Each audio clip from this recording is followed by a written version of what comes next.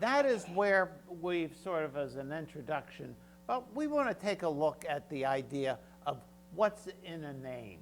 Does anybody here know what their name means? No? I do if you put my name backwards. Jesus refers to himself as the Rose of Sharon. The Rose of Sharon. Okay. Yours is beautiful. Dan is beautiful. Okay. Anyone else know their name? Now, there are names and then there are names, right? You have a name that you write down, like I was filling out some medical questionnaires. I love filling out medical questionnaires. I don't know about you. I just think they're fabulous. And in order to take the edge off of feeling good, I try to give myself a paper cut when I'm filling them out because it's so much fun. But there's not only your name, but there is your name. And by that I mean your reputation, right? Isn't that a name? Isn't that a name? My name, Chester, means, I know nobody knows this, means a camp in the wilderness. I love the looks, I love the response, I really do. A Chester was a Roman military term. The Roman legion would march out like when they went to take over Europe, and they created a military camp in the wilderness from there to go pillage, right? That was the Chester. Think of all the towns, Manchester, Winchester, Dorchester, Chester. Those were all started as Roman military outposts. My middle name, Wallace, means a stranger. Now, most people just take the ER off of that and move from there. But we all have a name, but we also have a name, a reputation. You know, the name means everything. You develop a reputation. If you were in some kind of business, what does reputation mean in business? Everything. Why is that? Because you'll have people tell other people, and it's word of mouth that you do good work and do good business, and people come to you. Trust? Yeah, it means everything. You know, and people now today will turn themselves inside out to get someone somewhere to put 5 stars, you know, to on it. This is, speaking of a whoops, this happened, there have been some people who, have you ever gone someplace and you needed some help, so you bought a travel guide? You know, we went to Europe with some friends, and we got some help from a very well-known guy. He's on public television and through his organization. But some people, you know, now turn to the internet and they go to, you know, I'm looking for a travel guide. And all these travel guides are now out there that are written by software. Not by someone who actually was there, but they cut and paste information and create these travel guides. You know, and there are no, and when people look at them, they have all of these reviews with 5 stars. Well, none of those stars came from a person. They came from a piece of software that logged in and said 5 stars. So the idea that you can trust the names of those things is really up for grabs. But names, reputations mean a lot. And there's a guy in the Bible. He's just a little known character. I'm not sure how many people know him. He only appears in this one chapter.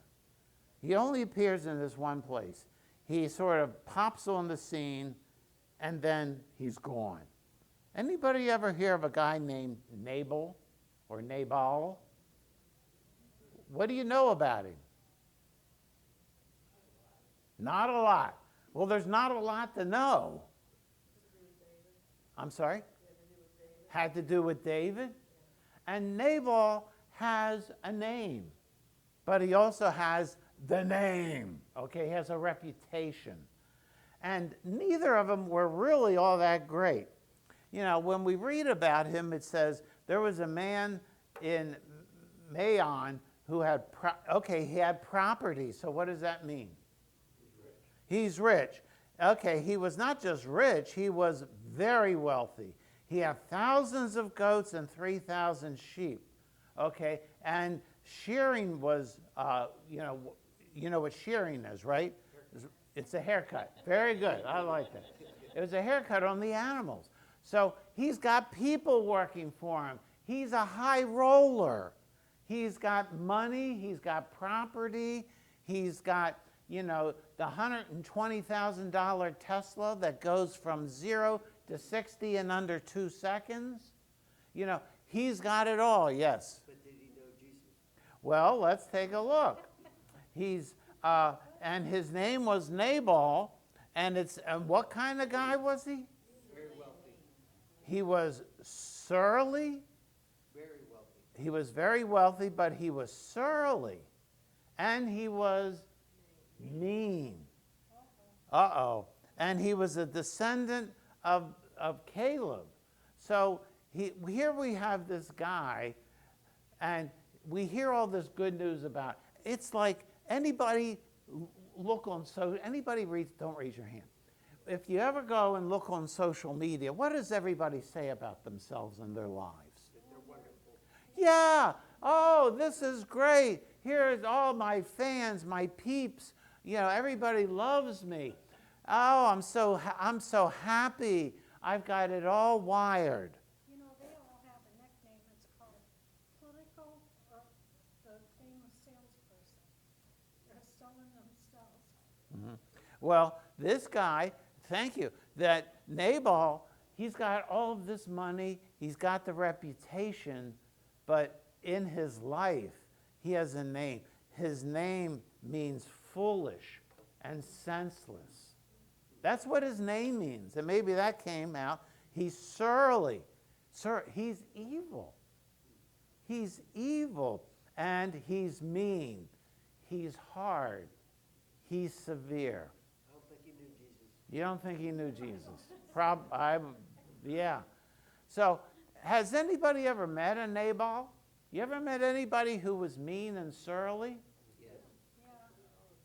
Yeah. You do it all the time?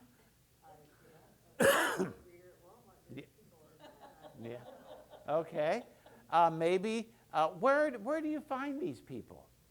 In my family, I had a half brother. In my family? Where else might you find these people? Everywhere. Anywhere. Everywhere. I'm sorry? Owners of businesses. They're all around. Did you ever ask yourself the question, because I'm sort of an odd thing, when I meet somebody like this, I want to ask the question of them, what happened? What made you this way? Who hurt you? Who hurt you? And we don't know anything about Nabal, about the how he got there, but we know where he's at. He's surly. He's mean. Is this the kind of guy you want dating your granddaughter? No. No. Is this the kind of guy you want to buy the house next to you? No way. No. And yet, he seemed like he had life all together. And maybe you've asked yourself this question. Oh God, are you there? Here's this person who's mean and surly, and yet they're wealthy. They've got all this stuff. Their business is booming. Why? Where are you, God? Hello? Are you asleep at the switch? Isn't it your job, God, that when people do bad things, that you stomp on them? Shouldn't they get the rewards now? Shouldn't you be crushing them now? Have you ever asked that question? Have you thought about the question? Lots. And in spite of this guy who's got this really bad name, and he's got a really bad reputation, he does have a bright light in his life. His wife, Abigail. He is surly and mean, and what is she? She's intelligent, and she's not a bad-looking lady. She's beautiful. And I always wonder, have you ever met people and you look at the wife, you look at the husband, and you go, What happened here? yeah, what happened here? Or have you ever been in a wedding and they're going up, and I want to lean over to Mary Ann, and I'm sorry to say I have done this. I say, I give it 6 months. You know, my cousin was like that. I was like, no. But there are people, you just look at them and say, how did this happen? Was she on drugs when this happened, that she got, hog-tied into this? Probably an arranged marriage back then. Yeah, it would have been an arranged marriage. Don't you think she had a conversation or so with her father afterwards or before? I mean, I remember I went to Marianne's dad and mom and asked permission to ask Marianne to get married. And their response was so beautiful, so lovely, so well thought out. They said, well, do whatever you want. I was like, I'm going to take that as a yes. But here we have Nabal and Abigail. Talk about oil and water. And into their lives, David and his men sort of come in. There's a backstory where David and his men had come and they had watched over Nabal's sheep and goats and had protected his stuff.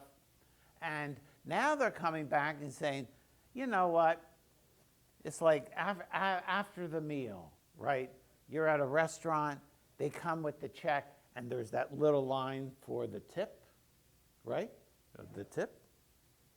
We gave you good service. Is there a tip? And Nabal, who is foolish, surly, and mean, gives them a tip. What is his tip? He says, who is this David?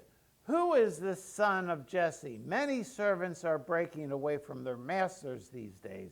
Why should I take my bread and water and the meat I have slaughtered for my shears and give it to the men coming from who knows where? Now, that's not a tip. That's like somebody once said to me, you want a tip? Don't park in front of a fire hydrant. That's a tip. But this is worse.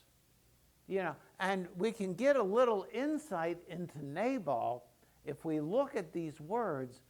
What's the most common word? I.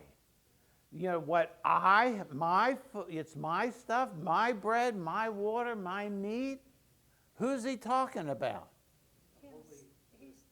I forget the phrase you used, the Trinity. The unholy Trinity. Me, myself, and I. Yeah. And were you going to say something? Yeah, basically. Okay. that was it. Thank you. You see, it's all consuming. Now, not all rich people are like that. I have a friend who was looking forward to his career and said, if I get so much money, I'll be good. I'll have enough. And he reached that amount, and it was like, you know what? That's not enough. he then said, I want to have $1 million in the bank. I want to have $1 million. So they worked hard and they saved and their stock did well, and they had $1 million. They had 2 commas, right? And in their statements. And the first time they saw that, they said, wow, we have arrived. And that lasted for about 30 seconds. Because then they said, well, you know, that's not enough. How about 2? If one's good, 2 will be all that much better. And it was never enough. And I wonder if Nabal had that kind of thinking, that no matter how many sheep he had, it was never going to be enough. Not content. I'm sorry? Not content. Not content, right. It's like he responded negatively to everything. It's like this scene from Kelly's Heroes. It's a great scene. This is a real highbrow movie, okay? You got to be very intelligent to like this movie. Oh, man, you guys are crazy. Look, when we was in a Bocaz country, we was assaulted by them tigers. You know what I mean by assaulted, huh? Well, I mean assaulted. Why don't you knock it off with them negative waves? Why don't you dig how beautiful it is out here? Why don't you say something righteous and hopeful for a change? Crap. I think Nabal was like that. Why don't you say something righteous and hopeful for a change? And he says, no, he can't. He wasn't like that. So David's men get the message, right? It's not a good message. And they respond. They tell David, and they went back, and when they reported what had happened, David says, okay, each one of you do what? Sharpen your strap on your sword. So they did. And David strapped on his as well. And about 400 men went out with him. Why are they doing this? Are they going to have a picnic? They're going to have a little talk. They are going out. The time for talking is over, okay? It's these famous words. Around the world on HBO pay-per-view.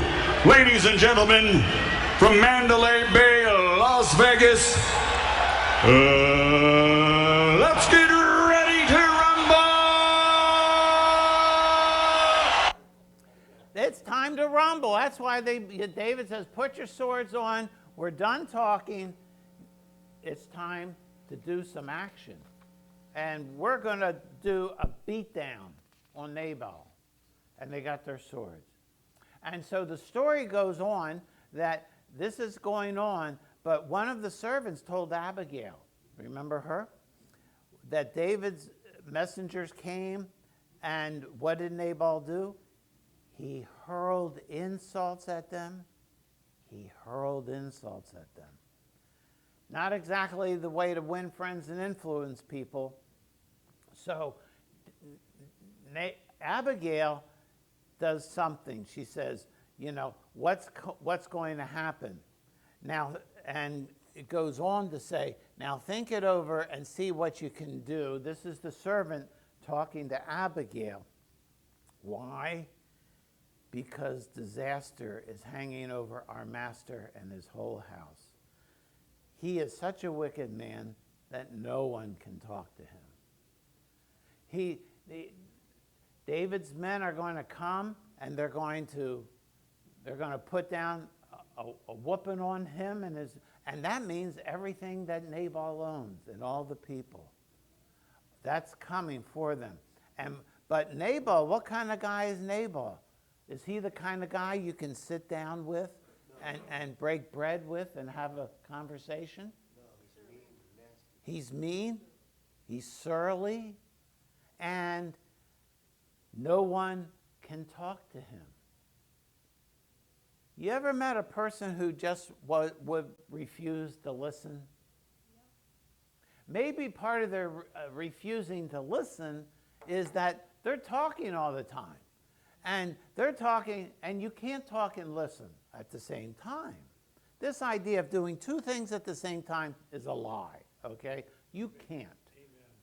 So you can't. And I'll point you to the studies. And so you can't do these two things at a time. And all he's doing is saying, you know, they're coming after the master and his household, which, by the way, means us. And they were innocent, right? Who was the one who who spoke badly? Nabal. But who's going to get hurt? Nabal, but everybody under his umbrella.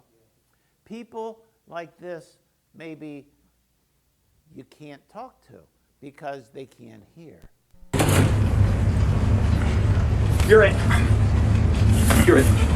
You're at Quincy's. Any Quincy's. You're at Quincy's. No, any Quincy's, no startsies. You can't do that. Can't do. Cannot. Stamped it. Can't do. Double stamped it. No erases. Cannot. Triple stamped it. No erases. Tough blue, make it true. You can't triple stamp a double stamp. You can't triple stamp a double stamp, Lord. You can't triple stamp a double stamp. Lord, you guys, enough. Now, Lloyd wasn't listening, was he? What was he doing? Had his fingers in his ears and going, la, la, la, la, la, la, right? You can't hear. And that's maybe Nabal didn't have his fingers in his ears, but he wasn't willing to listen. And Abigail sees what's going to happen to her husband, her family, and everyone associated with them. So what does she do? You know, it could be, finally, I can get out from underneath this guy. But she doesn't live like that. She says she acted quickly. She took a couple hundred loaves of bread, some wine, sheep that had been cut up, and roasted grain, cakes of raisins, pressed figs, loaded them on the donkeys, and said, go ahead. So she quickly puts together a big meal. She does what Nabal should have done. She does it. She gives it. You see, I'll follow you, but she didn't tell Nabal. She didn't tell Nabal because, quite frankly, he's not going to listen. He was also drunk. So we have Abigail, how does she do it? She does it quickly. There's not a lot of time you didn't have to have a conversation. She didn't have to have a meeting of the staff. She said, we're going to do this and we're going to do it now. And so they send it off to David. Excuse me. You know, she really knew her husband and she had to act to save him and her and everyone else. So she gets there, the food is delivered, and she falls at David's feet. And look at what she says. Pardon your servant. Who's taking the blame? She is. Abigail's taking the blame for Nabal. Pardon your servant, my lord, and let me speak to you. Hear what your servant has to say. Please pay no attention, my lord, to that wicked man Nabal. He is just like his name. His name means fool, and folly goes with him. As for me, your servant, I did not see the men your Lord had sent. She takes responsibility. She knows her husband, and she could have just said what? Well, what do you expect, right? But she doesn't. She covers for him and goes on and says, and now, my Lord, as surely as the Lord God lives and as you live, since the Lord has kept you from bloodshed and from avenging yourself with your own hands, may your enemies and all who are intent on harming you, my Lord, be like Nabal. And let this gift which your servant has brought to my Lord be given to the men who follow you. Again, her words are words of kindness, her words of grace. She takes the responsibility on herself. Now, did she do it? Is she the one who turned those guys away and said all those things? No, but she takes it on herself. So,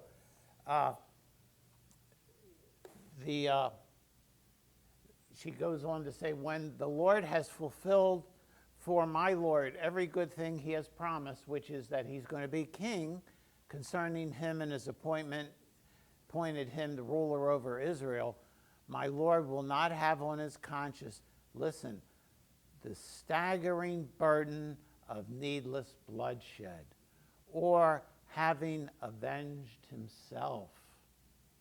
She's saying, David, when you become king, you're not going to have to look back.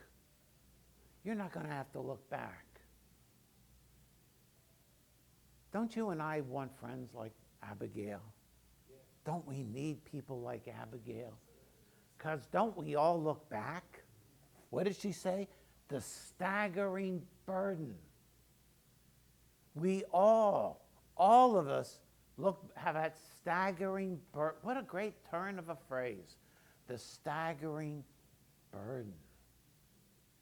And she stopped it.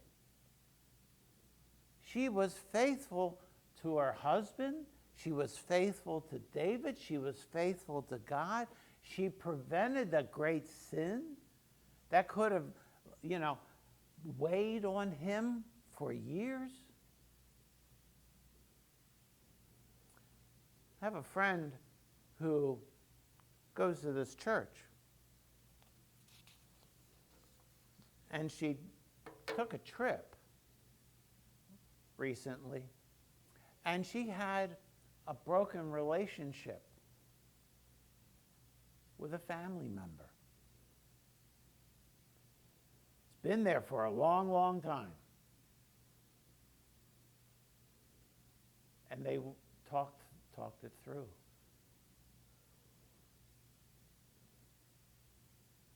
The burden, the staggering burden. And Abigail wanted to prevent that. David's response is that he says to Abigail, praise be to the, he doesn't say, hey, you're a good night, you're a good chick. No, praise be to the Lord, the God of Israel, who has sent you today to meet me. May you be blessed for your good judgment and for keeping me from bloodshed this day, from avenging myself with my own hands. You notice this twice, avenging with her own hands. Don't you like revenge? Doesn't it feel good? I mean, after all, they hurt me, right? So what? Don't I need to do that back? No. God says, Chris talked about believing in Jesus. That means I'm going to trust God to do certain things for me. Part of that is I had this giant debt of sin that I couldn't fix. And what did Jesus do? He died for that. Now, believing him and receiving his forgiveness, that's a good deal, right? But believing in him also says, I need to believe that he's going to take care of me. And part of that taking care is I'm going to have enough food, enough water, enough money, and that God's going to protect my name, my reputation. I got to let God do that. I can't hide from that. We need someone who knows what they're doing. And that's exactly who God is. He knows. He's the beginning from the end. He knows. We look at the problems of life and we say, I have no idea. We need somebody to step in to solve the problem. It's just like this scene from the movie Goldfinger.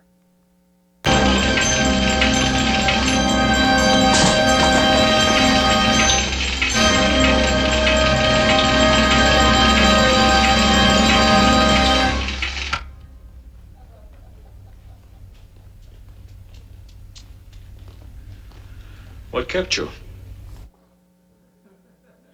You know, James Bond is, this nuclear device is going off, and he's like, which wires do I pull? I can't stop the things turning. But somebody who knows what's going on, what do? They threw the switch. And that's who God is. God is the one who can throw the switch. We're there trying, pulling wires and all this on our own, but God says, let go. Let me take care of that. And I'm here to tell you, he does it. It may not be the way you were looking for it. It may not be in the, I want it right now. God, I've got this schedule. I never wear a watch, but I don't know why I'm doing that. But anyway, I want it done by a certain time, right? It's got to be done by whenever. God says, I got it in a better way.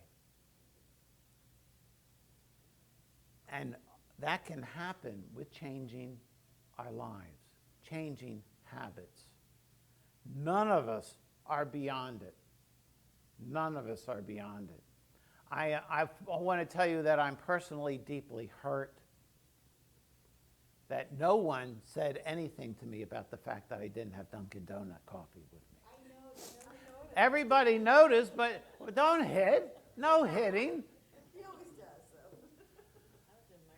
You finally got your own coffee cup. Well, I've had this one for a while. But I wanted to make a change. I didn't have my jacket. It's 110 out there. Yeah, I didn't do that either. It's not too late. It is not too late. It was not too late for Nabal. He could have gone to God and said the exact same words that David said. I have sinned against you and people. Forgive me. It's not too late. And he is the one who can make us new. But Nabal was sleeping in the other room, and then in the morning when he had sobered up, Abigail told him everything that had happened. And Nabal, his heart failed. It became like stone, and about 10 days later he died. There are deep consequences in life. We have a friend who has asked us for a favor, and we have graciously said no. And they started crying. Oh, isn't there forgiveness? I said, yes, there's forgiveness, but there are consequences. And we're sorry, but no. And you know what? God works even through consequences. He really does. Nabal is now dead. So what's the consequence? Abigail is now what? She's what'd you say? The boss. I like that. She certainly is lifted from the burden, but she's also a widow. And in those days, whether we like it or not, widows had no rights. So everything was going to go to somebody else. But when David heard that Nabal was dead, he says, praise be to the Lord who upheld my cause against Nabal for treating me with contempt. He has kept his servant David from doing wrong. You see, consequences. David was protected from them. Nabal's wrongdoing came down on his own head. God protected David's reputation, his name, and brought glory to himself. But then Abigail doesn't sit around. She does the quickly thing again. She gets on a donkey and she goes to David. And she becomes one of his wives. She didn't need time to pack. She didn't need to get on on the phone to say which was the fastest route. She just got up and went. She got up and went. She was ready to go on a moment's notice. And Abigail is a beautiful picture. She reminds us of Jesus in so many different ways. She reminds us that Jesus saw wrong and didn't just sit there. He saw the wrong in our lives, and what did he do? He acted. He came. He died. He rose from the dead. He acted. And she gave for the benefit of many, right? What she did impacted a lot of people. Same thing with Jesus. Jesus' death on the cross was for all who would believe. It's a great picture. She personally traveled to save. Jesus, what's the old hymn say? He left his Father's throne above, so free, so infinite his grace, emptied himself of all but love and bled for Adam's helpless race. 'Tis mercy all immense and free, for oh my God, it found out me. She got up and left. Jesus got up off the throne of heaven for you and for me. She acted and spoke for others. Jesus did that, dying on the cross. When he calls out to God, what did he say? My God, why have you forsaken me? Those are words that he said because he took your sin and my sin on himself. And then he was concerned for the reputation of the one offended. Jesus came, what did Chris say? Not to make bad people good, but to make dead people alive. That's what Jesus came to do. She saved the life of the servants and everyone else. And Jesus comes and says, those who believe in me will be saved, now and forever. She didn't commit the wrong, did she? She didn't do the wrong thing. Jesus was perfect in his life. And yet, what did they do to him? They crucified him. They spit at him. He took our punishment on himself. And she paid for others. She didn't pay for herself. She paid for everyone else. And isn't that what Jesus did on the cross? He died to pay for everyone who would believe. And he changes everything.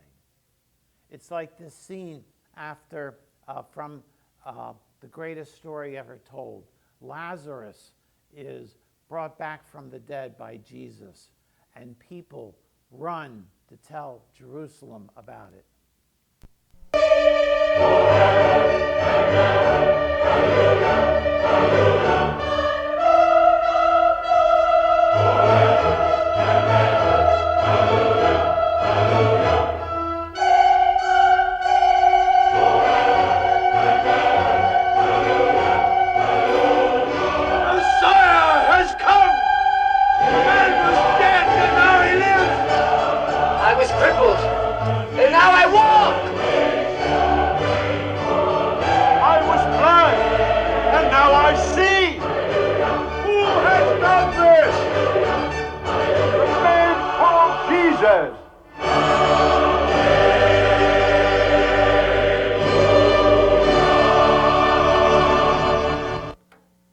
Those people, you couldn't stop them, right?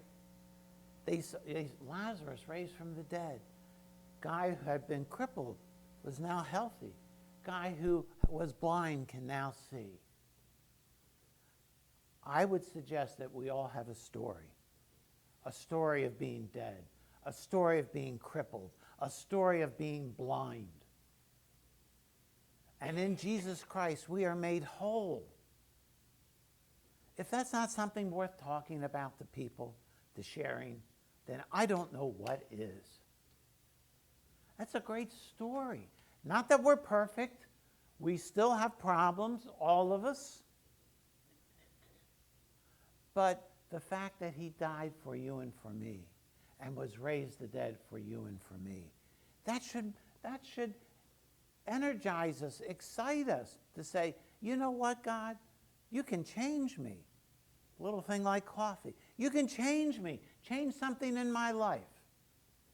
You can give me opportunities, and I want to speak for you. And I might go, ba ba ba ba ba ba, but get out the word Jesus. I was in front of Walmart the other day, and there's this guy. Now, I don't know about how you feel about these kinds of guys, okay? But he came, and I just saw him standing around. It's inside. I'm getting ready to check out. And he says, I'm sorry, could you help me? I need this. It was a light bulb for his car, for the headlights, he says. And I don't have enough money. First thoughts are going through my mind. This is a scam, okay? Maybe it's because I'm from the Northeast. Maybe I'm twisted and, you know, I'm that way. And I was like, and I thought, Jesus died for me. So I reached in my wallet and I gave him $5. And I said, I give this to you because Jesus has been good to me. And so I need to be good to you.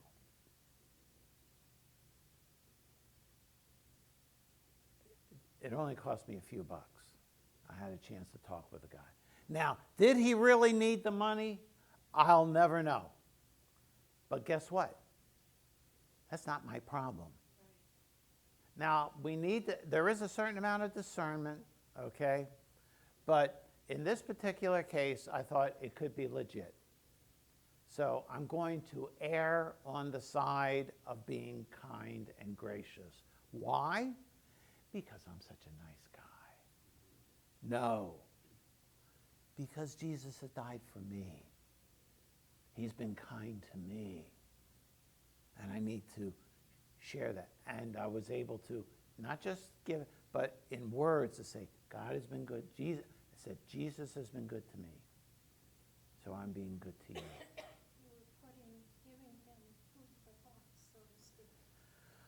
And that's God's business.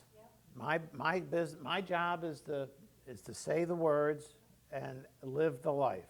I'm not here to earn points,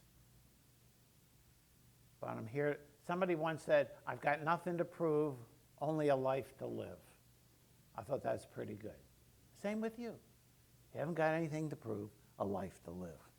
So let's go live that life. Let's go live that life. And I know there are some, things we've done that might say, oh, I can't do that. Yes, you can. Have you been forgiven? The answer is in Jesus Christ, you have been forgiven. Totally, fully, all sin, all sin, all sin. We don't like to think about that. We like to think there are certain sins that are just so bad that are never going to be forgiven. There is no such thing. The thing about that story is that God put you in the path of this man, and you spoke to him like you said. But in a sense, God was speaking to you too by saying to be more giving, to let go, to be more loving like Jesus wants you to be. You were kind of resisting that, but he changed your mind and probably changed this other man's life and his mind too, and his way of thinking. Well, So see, we don't always see that, but if you step back and take a moment to think about it, how God really works, it's amazing. It's just, to me, I see it that way. It's amazing how he can turn people around. Who knows, he might have wanted to go and get a bottle, and just those words you spoke to him, that gave him the strength to get off the bottle. Yeah. perhaps. And now it's actually between that man and God. Yeah. You served the part that God wanted you to do for him. Now it's between that man and God. So whatever that man decides to do is between him and God. It's no longer in your hands.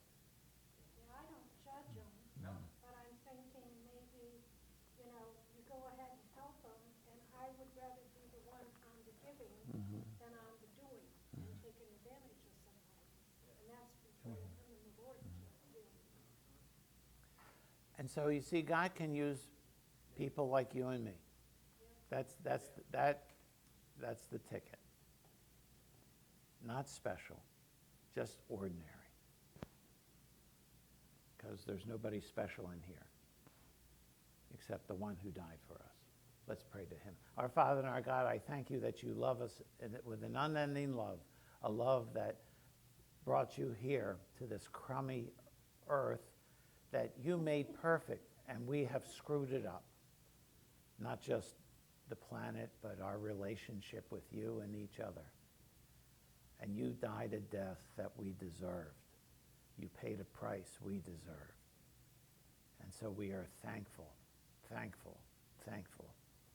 Forgive us for not releasing our rights to you and allowing you to move in our life. Change us this week, O God. Open our hearts to you in Jesus' name. Amen.